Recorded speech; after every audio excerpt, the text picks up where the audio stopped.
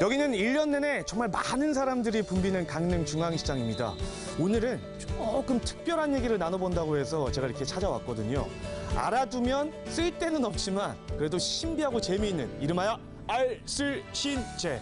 너무 궁금하네요. 무슨 이야기인지 한번 들으러 가보시죠. 강릉의 보호수 이야기 지금 만나볼까요? 오늘 저한테 이 재미있고 또 신비한 이야기를 해주실 분들이랑 이 시장 입구에 있는 은행나무 밑에서 만나기로 했거든요. 어디 계시지? 혹시 이분들이신가요? 안녕하세요. 네, 안녕하세요. 오늘 재미있는 이야기를 들려주실 숲해설사 두 분입니다. 선생님, 제가 오늘 진짜 잔뜩 기대를 하고 왔거든요. 기대하셔도 좋습니다. 어떤 이야기 해주실 건가 대체? 오늘은 저희 강릉 지역에서 정말 오래도록 살아오고 아주 큰 그런 나무들을 오늘 같이 보러 다닐 거예요. 나무 이야기요? 아니, 그래요? 그럼 근데 나무가 다 거기지 어떤 나무인데요? 네, 아까 말씀드린 대로 나이가 오래되고 큰 나무들을 노고수라고 합니다. 그 늙을 노자, 클 거자, 나무 숫자를 써서 노고수라고 하는데요. 그 노고수들 중에서도 특별히 지정을 해서 보호돼야 될 나무를 보호수라고 합니다. 네. 그러면 저희가 오늘 은행나무 앞에서 만나기로 한 이유가 이 은행나무가 그렇다면 역시 보호수에 해당한다는. 그렇습니다. 이 나무는 강릉에서 가장 나이가 많은 나무로 지금 알려져 있고요. 그래서 강원도에서 지정한 보호수입니다. 제64호로 지정되어 있습니다. 이야기가 있는 강릉의 보호수. 그 첫 번째 주인공은 강릉 옥천동 은행나무. 근데 제가 딱 봐도 이 은행나무 굉장히 그 수령이 오래된 것처럼 보이거든요. 어마어마하죠. 비바람 눈소리를 맞으면서 천년 동안 꿋꿋하게 지탱한 이 우리 고장의 생명문화유산입니다. 천년 전 나무꾼이 산속에 나무를 하러 갔다가 호랑이의 신음소리를 듣고 호랑이 곁에 다가갔으니까 호랑이 목에 가시가 박혀서 그 가시를 빼준 일이 있었어요. 그러니 그 호랑이가 그 나무꾼에 보온하기 위해서 나무 씨앗을 그 집에 던져주었는데 그 나무를 심어봤더니 이 은행나무가 주렁주렁 달리더라, 이런 얘기입니다. 그래서 그 나무를 호행수라고 부릅니다. 그런 설화가 있었구나. 저 예전에 그거 본 것 같아요. 그랬었습니까? 그러면은 그 설화 말고도 또 다른 얽혀있는 이야기가 있다는 게 있을까요? 있죠. 우리 고장에는 1936년도에 병자년 대홍수를 겪었습니다. 그때 여기에 살시던 어린 소년이 이 은행나무 가지를 붙잡고 구사일생으로 살은 이야기가 있습니다. 그분이 인생을 마무리하면서 이 은행나무의 보온을 하기 위해서 유행정이라는 정자를 지어가지고 지금 어르신들의 쉼터 역할을 하고 있습니다. 두 번째 보호수는 강릉시 구정면 학산리에 깊게 뿌리를 내리고 있습니다. 선생님, 여기는 어딘가요, 정확히? 네, 강릉시 구정면에 학산마을이라고 있는데요. 그 굴산사지로 아주 유명하죠. 그리고 이 주변에 이제 그 단오 문화 관련된 여러 가지 문화재도 있지만 또 특히 또 이 소나무가 또 아주 유명한 나무이죠. 웅장한 자태로 서 있는 강릉 학산 소나무. 선생님, 제 뒤에 있는 저 나무가요. 딱 봐도 뭔가 범상치 않은 기분이 확 느껴져요. 몇 년 정도 된 거예요? 한 600년 정도 자란 우리 고장의 소나무입니다. 버밀국사하고 관련된 이야기가 아주 많습니다. 그 중에 이 소나무는 600년 동안 이 버밀국사의 부도탑을 지키며 꿋꿋하게 서 있는 소나무입니다.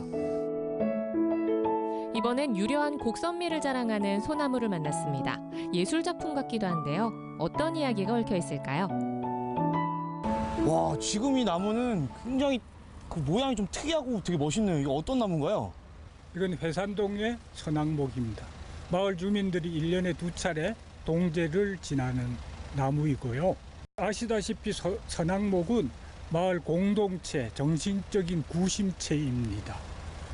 강릉의 보호수 중에 조형미가 가장 뛰어난 소나무입니다. 회산마을의 터줏대감인 강릉 회산동 소나무입니다. 문제는 문제는 이렇게 지정되어 있지 않고 있는 마을의 노고수들이 문제입니다. 그 노고수들은 보수로 지정이 되어 있지 않기 때문에 쉽게 뭐 도로 개발이라든가 어떤 여러 각종 개발 사업에 의해서 사라질 수가 있습니다. 우리가 이 노고수는 어떻게 보면 마을의 역사이고 생명 문화재이지 않습니까? 그런 것들이 쉽게 훼손되고 있는 것들을 막아야 되거든요. 그러기 위해서는 오늘 우리 보호수를 얘기했듯이 그런 나무들을 찾아서 발굴해서 보호수로 지정해서 계속 우리 후손들에게 물려줄 수 있는 방법들을 찾아내야 하는 것입니다. 그래서 저희가 노고수에 관심을 갖고 있는 이유도 바로 이런 이유입니다. 마지막으로 찾아온 곳은 강릉시 사천면 방동리. 이쪽에는 뭔가 이 사당 같은 게 있네요. 어떤 네. 사당인가요? 강릉 박씨 종중 제실입니다. 그러면 이 사당 안에도 오늘 저희가 뭐 만나볼 나무가 또 있는 건가요? 네, 아주 소중한 나무 한 그릇이 있습니다. 아, 그래요? 그러면 어떻게 직접 들어가서 확인 가능한가요? 네, 들어가십시오. 아, 예, 들어가시죠. 예.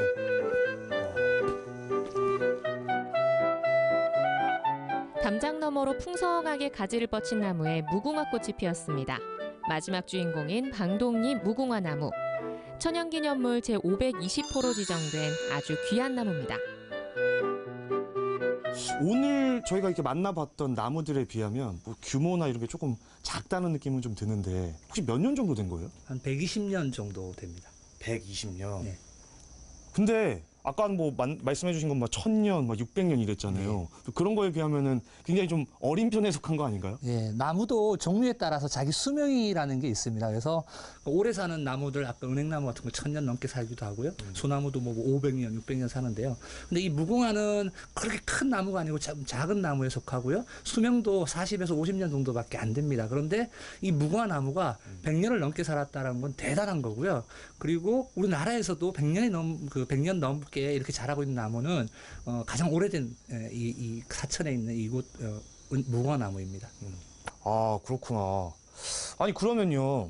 네. 이 나무도 지금 보호수인 건가요? 네, 보호수 중에 보호수입니다. 그래서 우리나라에서 최초로 천연기념물로 지정된 아주 소중한 무궁화 나무입니다.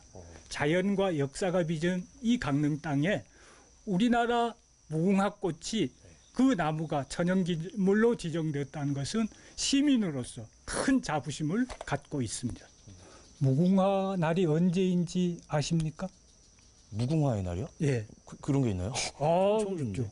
수학 잘 하셨습니까? 아유, 좀 수학하면 또 수학 수학 기호 척척박사. 중에 무한대 기호가 팔자 누워 있는 네. 해이지요.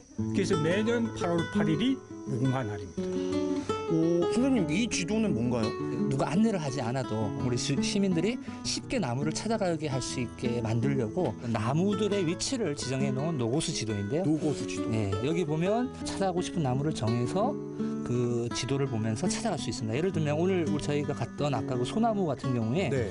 여기 8번, 8번. 관동대학교 앞이죠. 예, 예. 요 나무가 어떤 나무인지 알기 위해서는 뒤로 넘기면 오. 그 8번 나무가 나옵니다. 우리 아까 봤던 그 나무죠? 진짜네. 예. 이 지도를 보면 우리 고장에 어떤 나무들이 어디에 이렇게 위치하고 있는지를 쉽게 알 수 있습니다.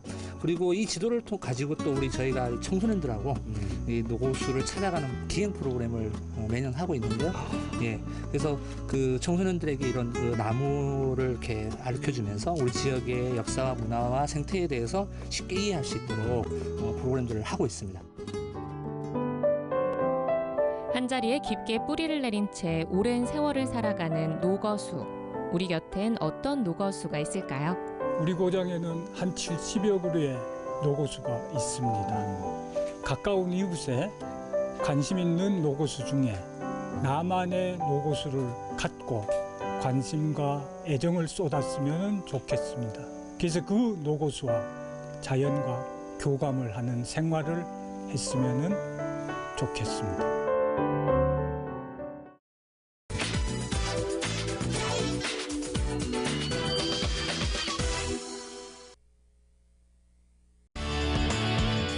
매콤하고 기름진 음식과 최고의 궁합을 자랑하는 것.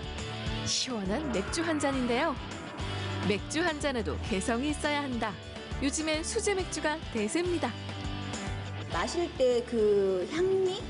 만들어 이제 먹는 술은 선물 같아요. 상당히 진짜 괜찮아요. 딱 먹기에 진짜 좋아요. 차별화된 맛과 향으로 애주가들을 사로잡은 수제 맥주. 내 입맛에 꼭 맞는 한 모금의 풍미에 고단했던 하루 스트레스도 잠시 잊어봅니다. 개성 만점 수제 맥주의 매력에 풍덩 빠져보시죠. 대전시 서구에 위치한 소규모 맥주 공장. 안녕하세요. 프랑스인 프레드 씨가 본인만의 제조 레시피로 만든 독특한 맥주를 맛볼 수 있는 곳입니다. 여기서는 직접 만들잖아요. 우리는 뭐 일주일 한 2번, 3번 몇천 리터 만들어요. 우리 팀은 만들고 우리 팀 팔아요. 대전 사람들한테. 자체 개발한 제조법에 따라 만든 맥주를 수제 맥주라고 하는데요. 제조자의 개성만큼 다양한 맛을 가진 것이 특징입니다. 이거는 지금 한 열흘 정도 이제 발효됐는데 맛볼 수 있는 거죠? 그러면 발효 탱크에서 바로 뽑아 먹는 맥주의 맛은요.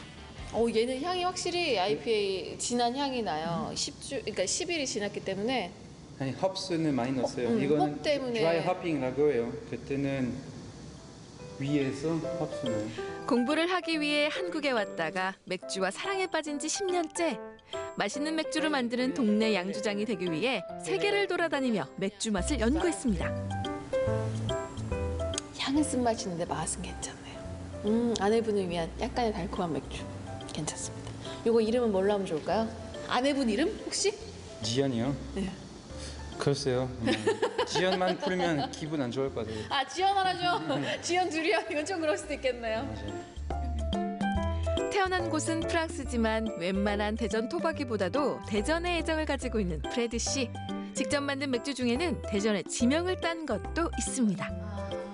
그러면 시원하일 씨 빅필드 제일 눈에 띄는 게 빅필드. 당연히죠. 지격하면 큰데 큰 맞죠? 밭, 한 밭. 이 대전을 대표하는 대전 맥주. 이야, 빛깔 참 예쁘네요. 향긋하다. 너무 향긋하다. 여기 헙스 많이 들어가는 맥주예요. 홉.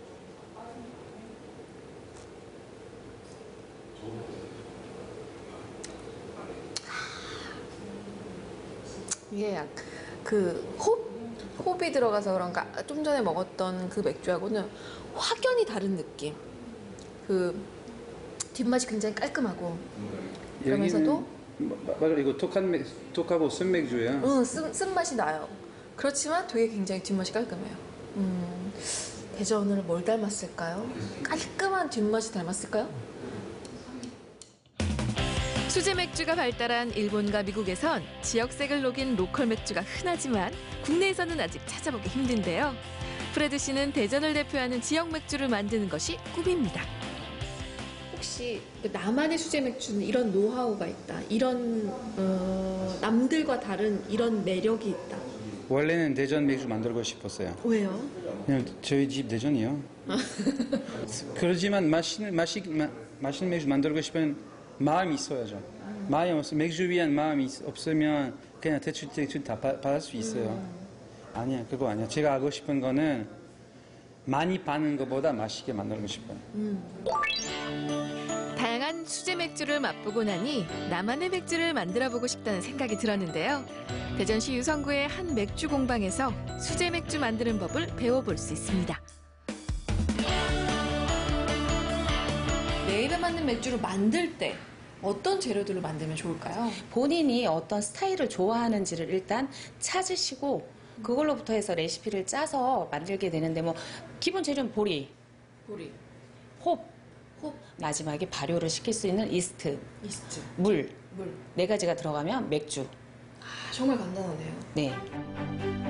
보리의 싹을 틔운 메가는 맥주에서 풍미와 향을 담당하는 핵심 재료입니다. 어떤 종류의 메가를 사용하느냐에 따라 맥주의 맛과 색이 달라지고요. 홉은 줄기식물의 일종으로 쓴맛과 독특한 향을 가지고 있습니다. 맥주의 양념 역할을 하는 재료이자 끝맛을 좌우하는데요. 보통 펠릿 형태의 홉을 수입해 사용합니다. 재료의 특성을 파악했다면 내가 좋아하는 맛을 찾는 것이 수제 맥주의 첫 단계겠죠. 저는 좀 맥주를 좀 세게 먹고 싶어요. 그래서 한 6%에서 7%의 도수를 좀 맞췄으면 합니다. 네. 이왕이면 마실 때 기분 더 좋게 좀 매혹적인 붉은빛? 여자들 붉은빛 좋아하잖아요. 어떤 맥주를 만들지 결정했다면 맛의 기본이 되는 베이스 메가와 색상이나 향을 첨가할 스페셜 메가를 혼합한 후 분쇄합니다.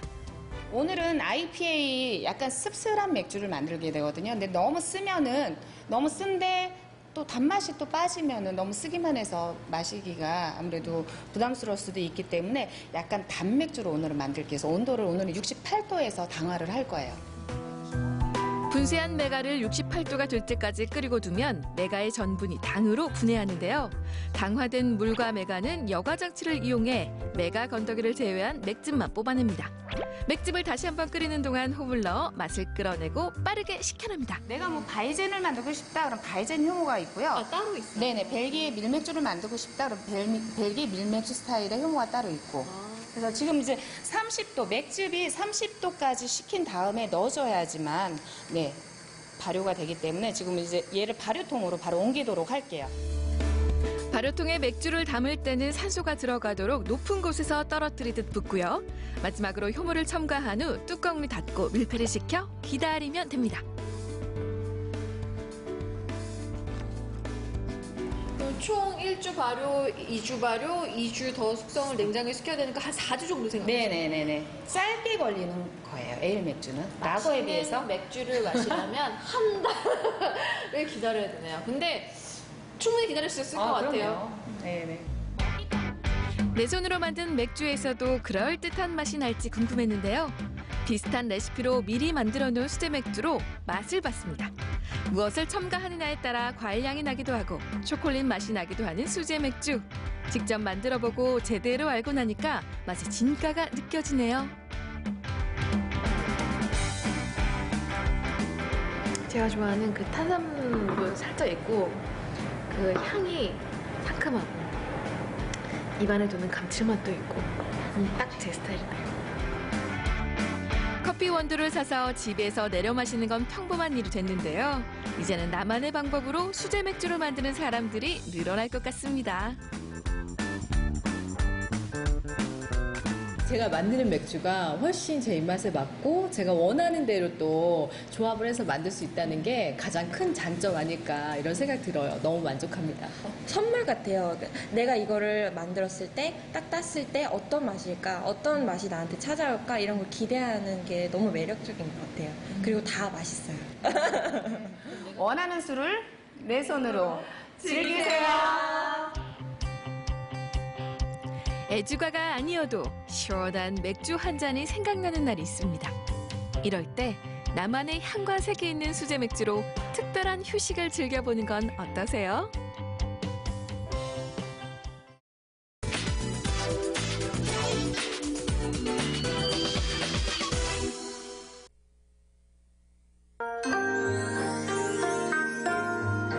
일필휘지, 힘차게 내달리는 부세의 향연. 그 연료는 다름 아닌 깊은 먹을 뿜어내는 좋은 벼루입니다.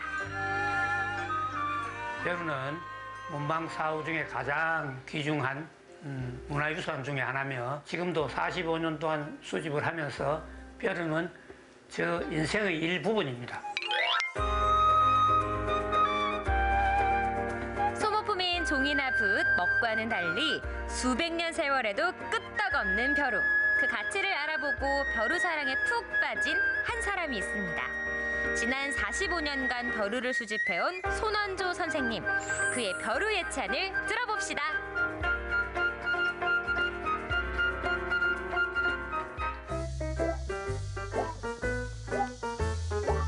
오늘의 주인공을 만나러 가는 길. 자칭 준비 여왕인 저는 걸어가면서까지 예습 중입니다.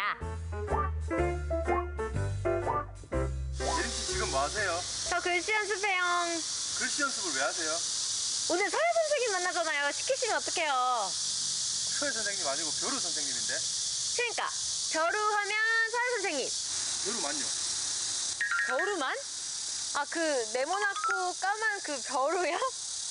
아, 저 벼루를 그러면 초등학교 붓글씨 수업 이후로 처음 보는 것 같은데요? 벼루에 대해 깊이 생각해 본 적이 없어가지고 얼마나 근사한 이야기가 담겨있을지 궁금한데요. 한번 가볼까요?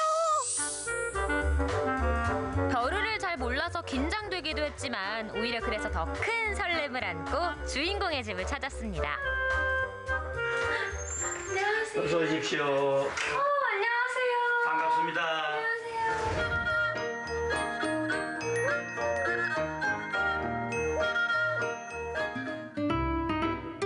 벼루 수집가의 집은 역시 달랐습니다. 방 하나를 아예 벼루 보관 장소로 쓰고 계셨는데요.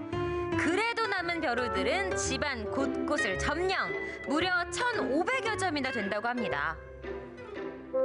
이 많은 벼루들을 모으시면서 제가 생각했을 때는 가족들의 불만도 좀 있었을 것 같은데. 사실 좀 있었죠. 이빨 빠진 것도 있고 흙도 묻은 게 많습니다. 그래서 처음에 수집을 할 때는 가족이 왜 이런 흙 묻은 이런 걸 갖고 와서 귀찮게 하느냐는 그런 나무람도 있었습니다. 선생님이 이 벼루들을 한 점도 공짜로 가져오신 게 없고 다 돈을 지불하고 사오신 거잖아요. 그래서 금전적인 부담도 좀 컸을 것 같은데. 술을 안 먹고 담배를 지금도 안 피우고 있습니다. 그래서 술값, 담배값 같은 것을 제약해서 수집한 걸로 그래 이해를 하시면 됩니다. 젊은 시절엔 박봉을 쪼개고 아껴가며 벼루에 투자해왔다고 하는데요. 그렇게 인생의 절반 이상을 벼루 수집에 매달려온 손환조 선생님. 그에겐 나름의 수집 기준이 있습니다. 바로 100년이 넘은 벼루만 모으는 것. 네, 드디어 그 상자 속에 꽁꽁 숨어져 있던 벼루 몇 점이 이렇게 앞에 다 나와 있는데요. 근데 제가 생각했던 벼루랑은 좀 다른 게 저는 벼루가 그냥 네모나고 까맣고 동그라미 2개 딱 이렇게만 있는 벼루라고 생각을 했는데 여기에 있는 벼루들은 네모난 것도 있고 동그란 것도 있고 또 모양이 있는 것도 있고 색깔도 다양하게 있는데요. 모양이 되게 다르잖아요. 그래서 이 중에서 가장 오래된 건 뭘까요? 이 중에서 오래된 건 보시다시피 이 연당이 푹 파인 이 벼루로 보시면 됩니다. 아, 다른 건 평평한데 이거는 푹 파여 있구나. 닳아서 그렇습니다. 가장 궁금한 건 사실 이 중에 가장 비싼 벼루도 있잖아요. 예, 있죠. 가장 비싼 벼루 제가 한번 맞춰볼까요? 예. 저는 제가 생각하는 거는 이 화려한 요거 어때요? 예, 잘 맞췄습니다.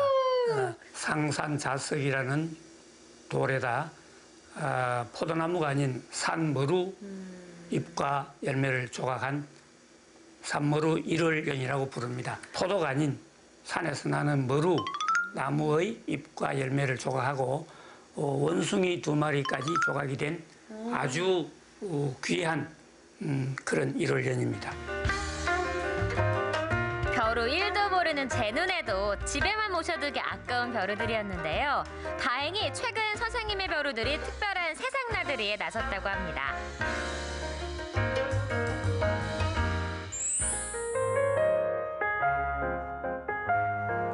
벼루들의 외출 장소는 다름 아닌 국립경주박물관. 손환조 선생님의 벼루 80여 점을 포함한 110여점의 벼루들로 특별전이 열리고 있었습니다. 선생님, 그러면 이곳에 선생님이 그동안 모으셨던 벼루들이 전시되어 있는 거예요? 예, 그런 셈입니다. 근데 박물관은 문화재 같은 것만 전시하는 거 아닌가요? 예, 그렇죠. 근데 제가 지난 45년 동안 벼루를 1,500여 점 수집, 소장하고 있는 것을 알고 국립경주박물관이 벼루를 재평가하는 기회로 이번 전시를 마련하게 됐습니다. 벼루의 문화유산적 가치를 재발견하는 벼루 특별전. 신라시대부터 조선시대까지 110여 점의 벼루들을 시대별로 전시 중인데요. 벼루의 역사를 한눈에 살펴보기 딱 좋더라고요. 이번 전시는 벼루를 통해서 우리 역사와 문화를 조명하는 그런 전시입니다.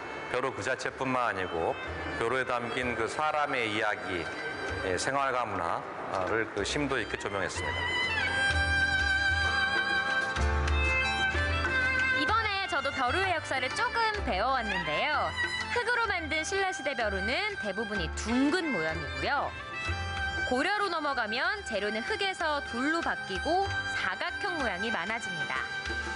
그리고 조선시대에는 일반 민간에까지 글자가 보급되면서 벼루의 재료며 모양이 다양해졌다고 합니다.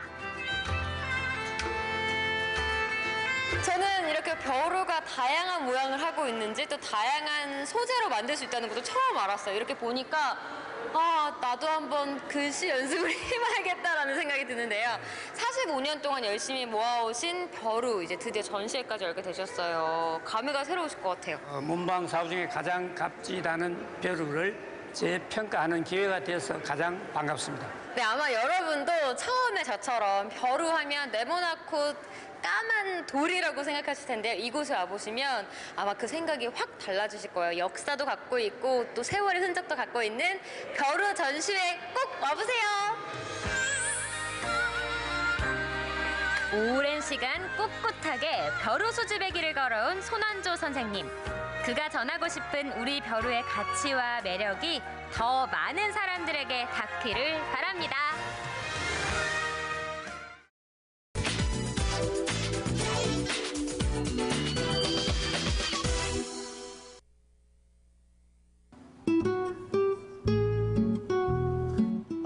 이렇게 더운 날에는 럭셔리하게 탄산수 하나 또 마셔줘야지.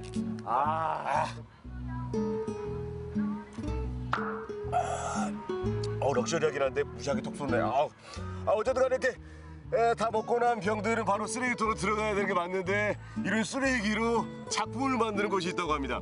이걸로 뭔 작품을 만드는 거야? 밀수는 없지만 그래도 한번 가보시죠. 뭐야?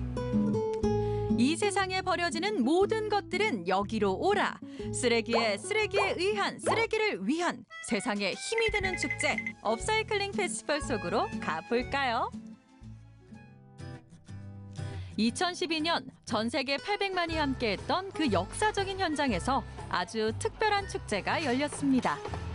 아이들 신이 나서 연주하는 바로 이 악기가 축제의 주인공.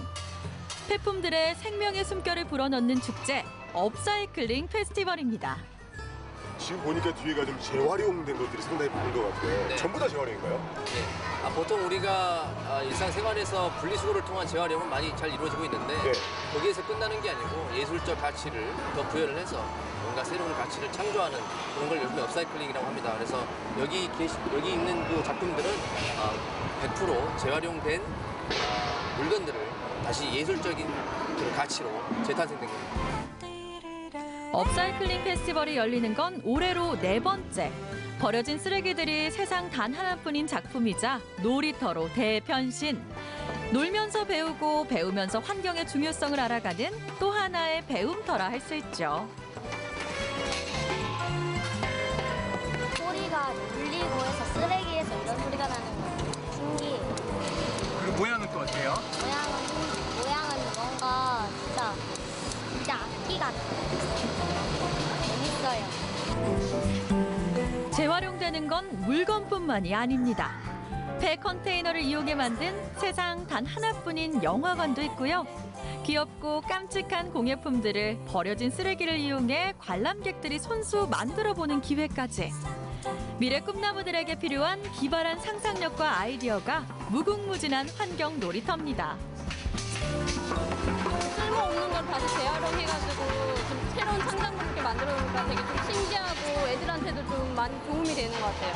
특히 좀 체험을 해봤는데 특히 나무 판자 같은 것도 지금 이제 쓸모없어서 이제 버릴 처기에 처한 건데 거기 위에다가 이제 밑그림을 그려가지고 색칠을 하면서 그러니까 애들한테 좀 교육적으로 도움도 되고 좋은 것 같아요. 돈 주고도 못할 귀한 수업을 받기 위해 새벽 버스 타고 여수 엑스포장을 찾은 열혈 경상도 친구들. 과연 지금 종이 대신 사용하는 이 버려진 사과나무 상자의 의미를 제대로 알고 있을까요? 반갑습니다. 어디서 왔어요? 김해 공농초등학교에서 왔어요. 김해에서 여수까지 웬일이에요? 업사이클링을 주제로 저희가 학교에서 탐구를 하고 있어서 여기까지 왔어요. 5학년인데 나보다 훨씬 똑똑한데? 너무 많은 걸 알고 있는 거 아니에요?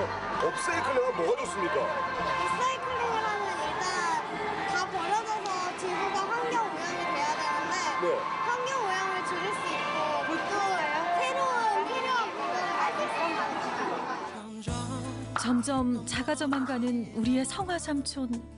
엄마 아빠 앞으로 쓰레기 있으면 함부로 버리지 마시고 업사이클링 한번 해보세요. 엄마 아빠는 재활용에 대해서 잘 알겠지만 업사이클링에 대해서도 잘 알아줬으면 해. 엄마 아빠 사랑해. 똑똑한 초등학생들 덕분에 환경 공부도 했겠다. 이제 생수통 드럼을 이용해 제대로 한번 놀아볼까요? 그런데 양드러머의 자리를 위협하는 라이벌 등장. 잘해. 표정만 보면 이미 베테랑 드러머입니다. 아, 이제 욕심나. 집에 있는 쓰레기들 한번 뒤져가지고 작품으로 승화할 수 있는 게 없나. 그리고 애들한테 갖고 놀 수 있는 장난감을 사줄 게 아니라 버려져 있는 것들을 먼저 꺼내서 아이들에게 활용할 수 있는 게 뭐가 있는지를 먼저 고민하게 될 것 같아요. 이 행사를 함께 하면서. 요시키, 가만.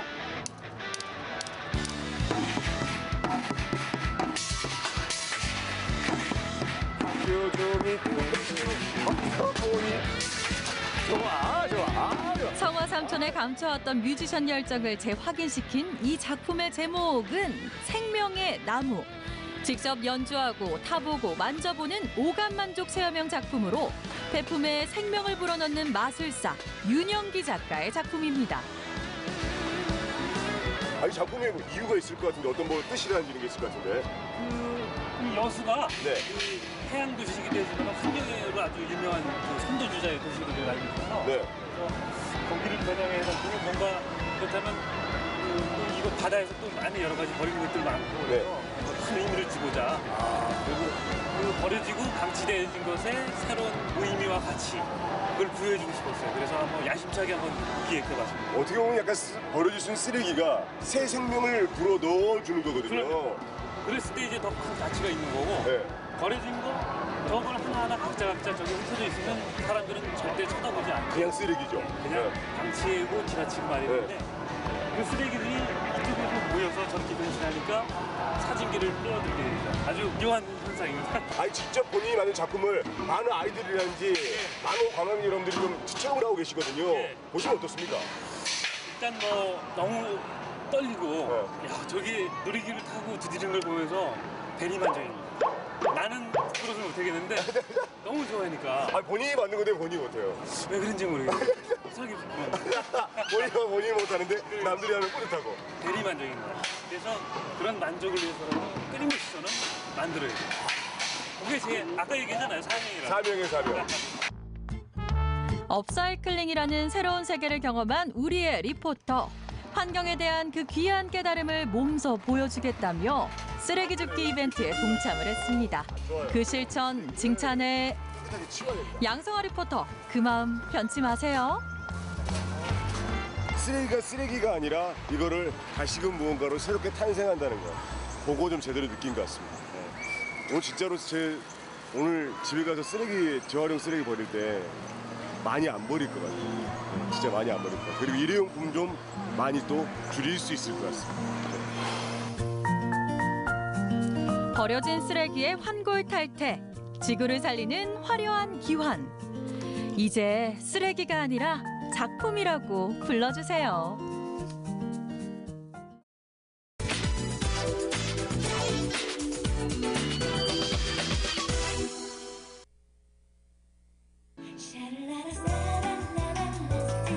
반려동물 인구 1000만 시대. 여러분은 반려동물과 함께 어떤 삶을 꿈꾸시나요? 오늘 하루 제 친구 소미와 보내는 특별한 하루로 반려동물과 좀 더 가까워지는 시간 함께 만나보시죠.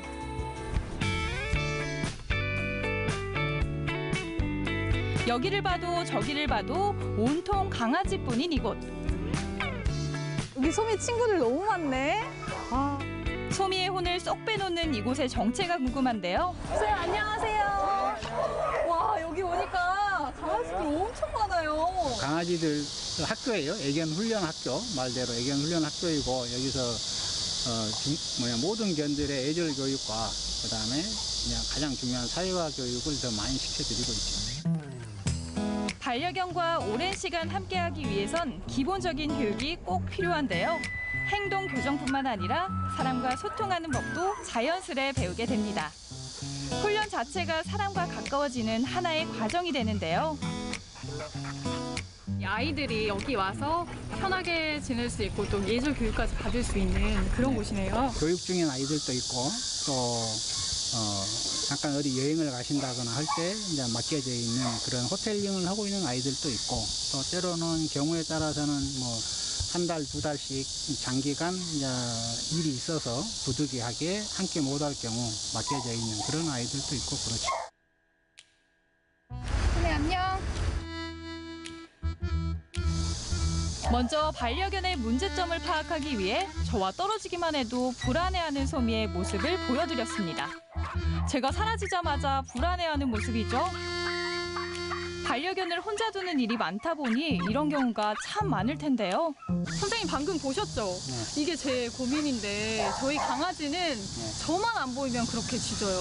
주인이신 분이 너무 평소에 오냐 하셨어요. 가장 큰 원인이 안아주는 거예요. 집안에서도 안아줄 것이고 강아지 입장에서의 엄마에 대한 애착이 너무 심하다 보면 이제 떨어지지 않으려고 하는, 그리고 또 앞에 안 보이면 이제 우리가 동료를 부르듯이 엄마를 찾듯이 많이 짖는 것이죠. 이게 오늘은 조금 전에는 야외니까 괜찮았지만 아파트다 그러면 민원의 소지가 될 수 있죠. 네네.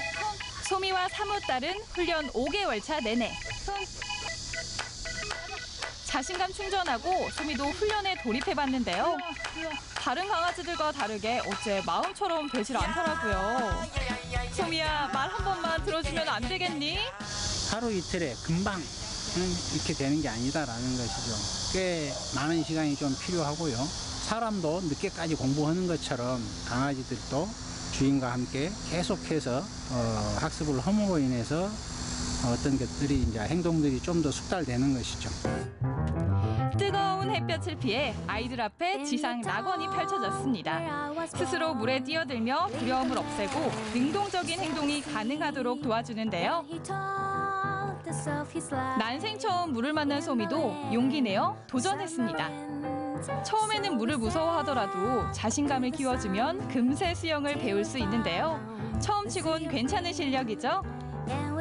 소미야, 시원해? 근데 우리 소미 못생겨졌네? 소미는 털이 생명인데. 선생님, 근데 오늘 하루 교육을 받아봤지만 이 말이 안 통하는 강아지를 교육시킨다는 게 쉬운 일은 아니잖아요.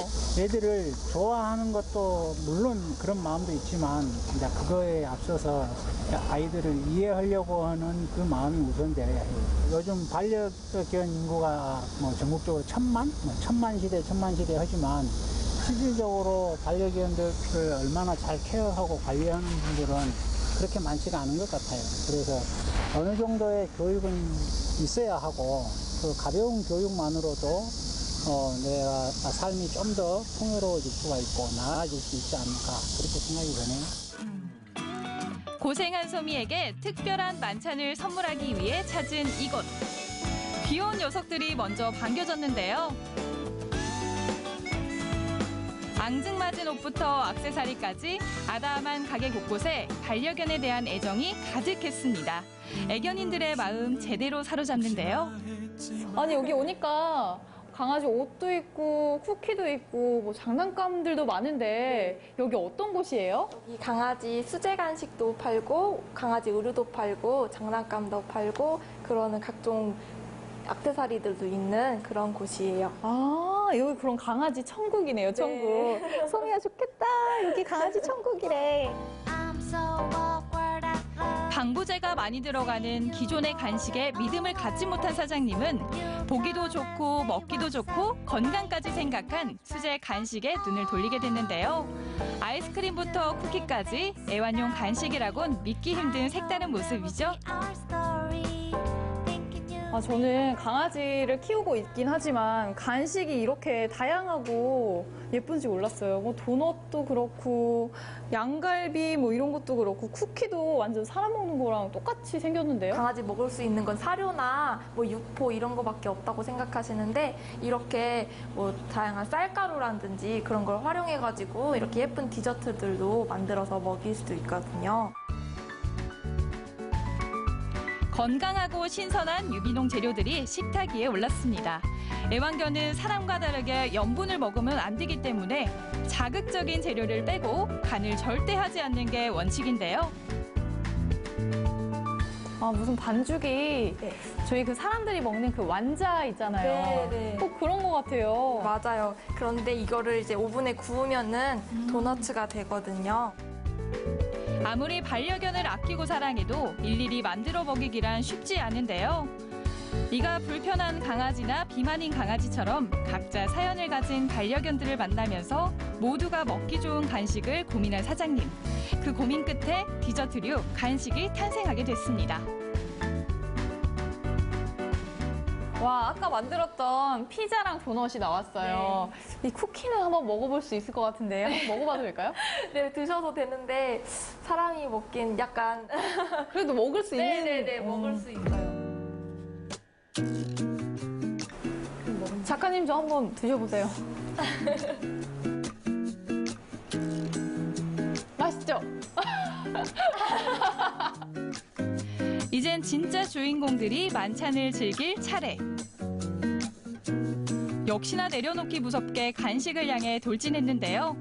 만드는 과정과 그 정성을 알고 나니 안심하고 먹일 수 있답니다. 아, 이렇게 오늘 와서 보니까 강아지들을 위한 예쁘고 좋은 간식들 참 많은 것 같아요. 아직 더 좀 한정적이고 제한적이게 간식들이 있는데 앞으로 더 많이 노력해가지고 더 많은 간식들을 만들려고 하고 있어요. 키우는 애완의 개념에서 더불어 살아가는 반려의 개념으로 우리 옆에 오랜 친구가 된 반려동물. 그들을 이해하며 함께 살아가려는 노력은 앞으로도 쭉 계속되어야 하겠죠.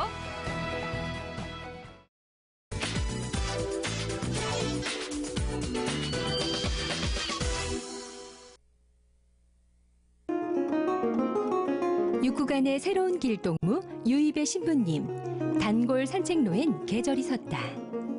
신부님 선물 있어요. 네. 선물? 네. 궁금하시죠? 네. Donde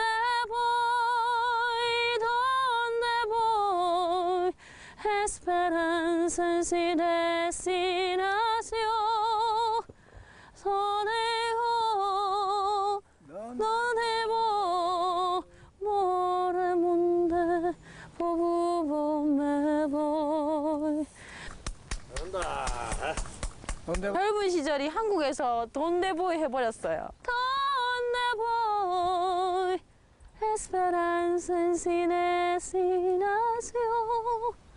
donde voy. 노래 알지만 가사 몰랐어요. 신부님 어땠어요, 노래? 좋아요. 좋아요? 돈데보이가 무슨 뜻이에요? 그 노래? 네. 신부님 덕분에 육구간은 수월하다. 경호강을 끼고 어떻게 온지도 모르게 도착한 곳. 신부님의 진짜 고향 성심원이다. 한국 온 지 35년 많은 일이 있었다. 신부님! 이거 혹시 그 배 아니에요? 맞다, 이 배요. 저기 다리가 홍수 났을 때 사람들이 타고 가던 그 배. 많이 타서 여기 앉아서 또 서서 여기 또 자리 있었고. 이 배에 개랑 돼지랑 사람이랑 다 같이 타고 갔대요. 따뜻하면서 장사하는 분들. 장사하시는 분들. 그리고 게스트하우스예요. 게스트하우스? 최근 성심원 안에 둘레길 외박의 집이 생겼다. 그 선인들이 해서 만들었죠. 그 둘레길만 아니고 기도하고 일주일이 남으로 며칠 지내고 숨쉬면 여기 와요. 이 멋진 걸 보면서 봐. 그런데 실제로 고속도로 때문에 시끄러워졌어요. 성심원은 1959년에 건립한 한센인을 위한 공동체다. 둘레길 코스에 들어가 있다.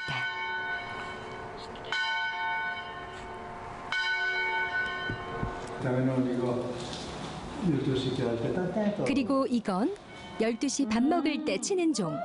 음이 높구나.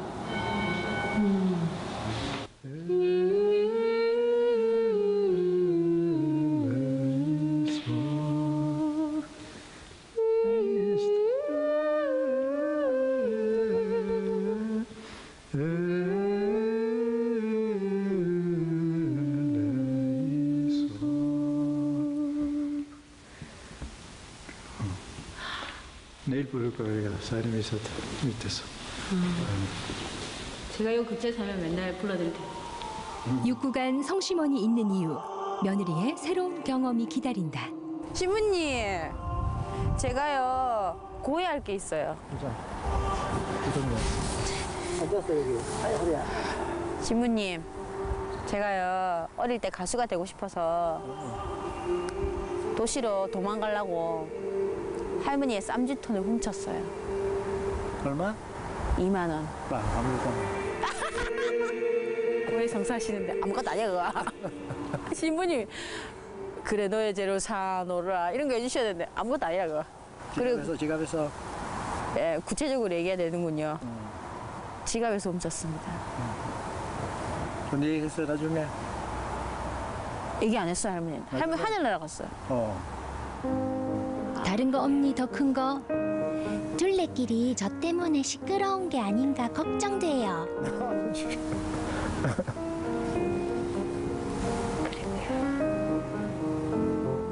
그건 알아서 해라. 내가 어쩔 수 없다. 귓속말 고백에 성심원 한 바퀴 했더니 먼지처럼 가뿐하다. 게다가 신부님 배웅까지. 옷이 며느리 배웅하는 길동무의 동절기 산책복이다. 헤어질 때 굉장히 섭섭할 것 같아요.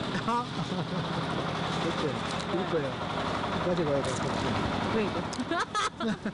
이별을 예비하는 길에 성심원 역사가 서 있다. 환자들 일대리 신부님 모시고 왔을 때는 뒷자리 잡아가지고 여기 들어왔었어요. 그래서 여기 만들었어요. 성심원 원래 1999년. 아하. MBC요. MBC. 성심원 가족을 만났다. ABC. A, B, C, D, M. 그거야.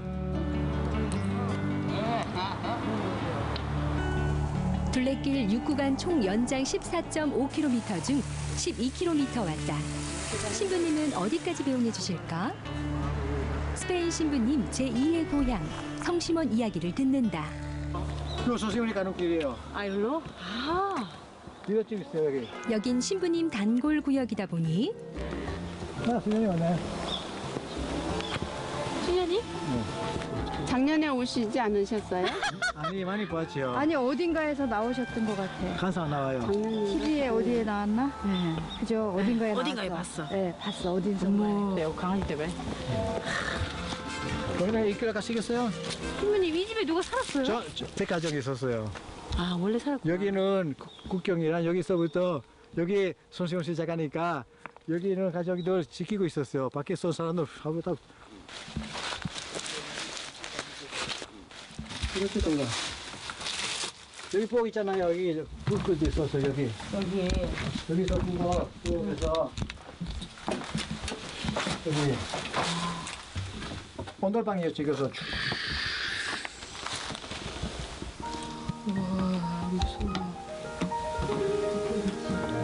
옛날 성심원 산책로. 산객에겐 지나다 만나는 폐가지만 유입의 신부님에겐 그 옛날 한센 가족 이야기가 서린 집이다. 이렇게 올라오면 돼요. 추억의 길이네요. 이거 이 나무. 덩굴.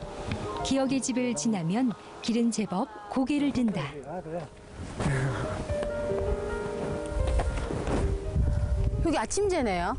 아침제. 아침제. 아침에 왔다 여기. 촌마을. 우리는 촌마을 아니고 어린이 마을 불러요. 아 그래요? 신부님 여기까지가 이제 산책로니까. 헤어져야죠. 이거 들어와요.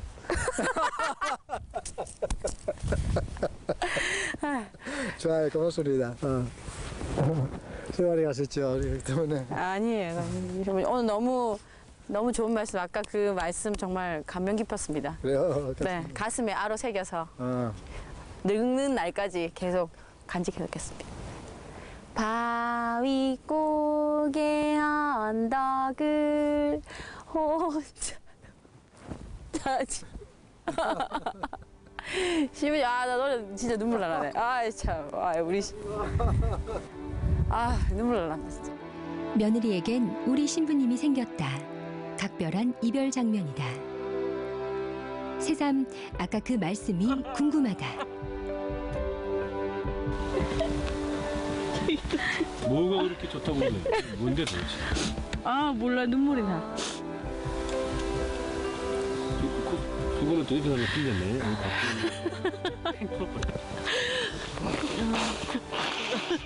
진짜.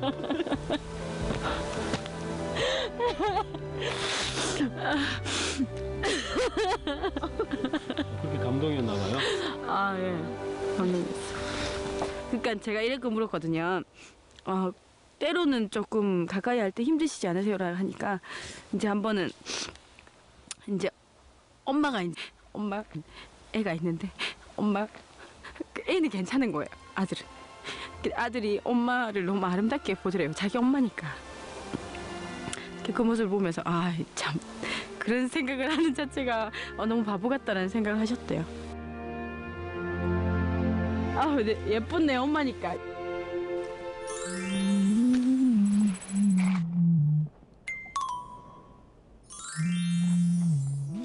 그동안 좋은 것도 보고 힘들다 땡깡도 부려봤다.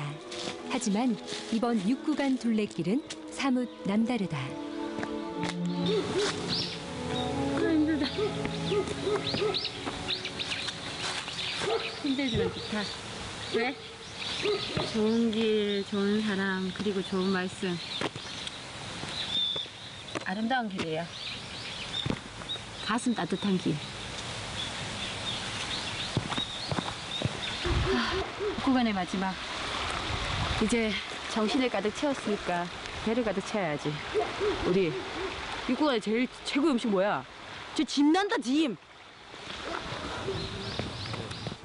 산골짜기 따라서 요르레 요르레 요르레 요르레 요르레 요르레 먹을 데가 없다. 어디야? 우리 집이 어디야? 미랑 어느 쪽으로 가야 돼요? 이쪽? 안녕. 나 미랑 가요 이제.